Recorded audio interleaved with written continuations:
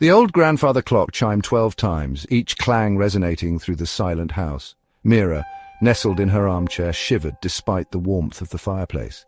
She lowered her book, her gaze drawn to the shadows that danced at the edge of the light. A log shifted in the fireplace, sending a shower of sparks up the chimney. It was a sound she'd heard 1,000 times before, yet tonight it sent a prickle of unease down her spine. The house, with its high ceilings and darkened corners, had always held an air of melancholic beauty. But tonight the silence was different. It wasn't peaceful, but rather a held breath, thick with anticipation. It pressed against her, suffocating, filled with the weight of unseen things. Mira strained to hear anything over the drumming of her own heart. A faint creak echoed from the hallway, slow and drawn out, like fingernails dragging across wood. Mira's breath hitched. Her eyes darted towards the sound, her mind conjuring images of the home's previous occupants, their presence lingering like dust motes in the air. Every fibre of her being screamed at her to run, to escape the suffocating silence. But she remained rooted to the spot, paralyzed by a fear she couldn't name.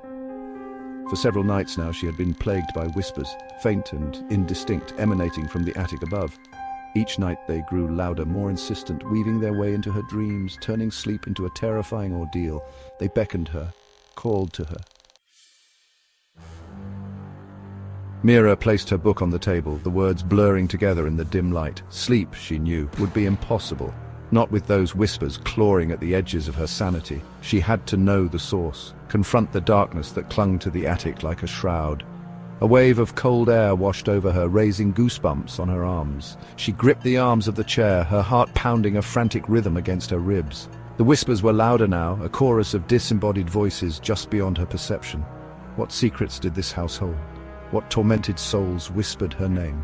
Determination pushed back the fear. She wouldn't cower any longer. With a deep breath, Mira rose and crossed the room, her bare feet silent on the plush carpet.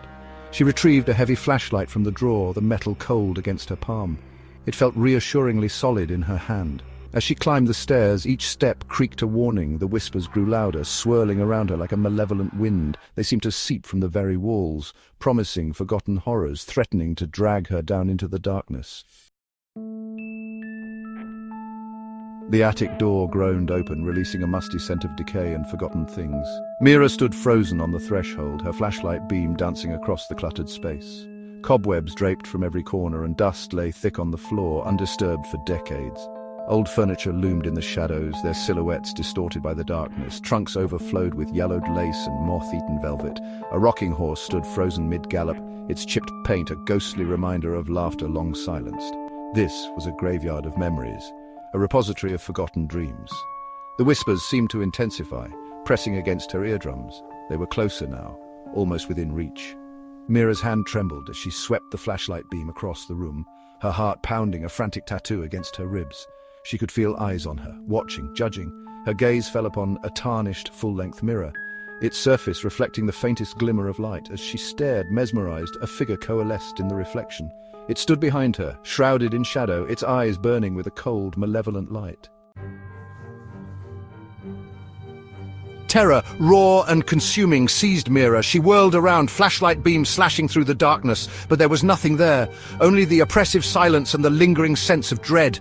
She stumbled back, her foot catching on a loose floorboard. The mirror, as if alive, shattered with a deafening crash, shards of glass raining down around her. A scream died in her throat as the shadows seemed to reach out, tendrils of darkness wrapping around her, dragging her into the cold, unforgiving embrace of the mirror.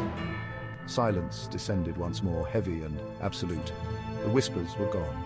Only the echo of her scream lingered in the air, a fading testament to the horrors that lurked within the old house. The attic door stood ajar, framing the empty space where Mira had stood just moments before. The only evidence of her presence was a shattered mirror and the faint lingering scent of dust and terror.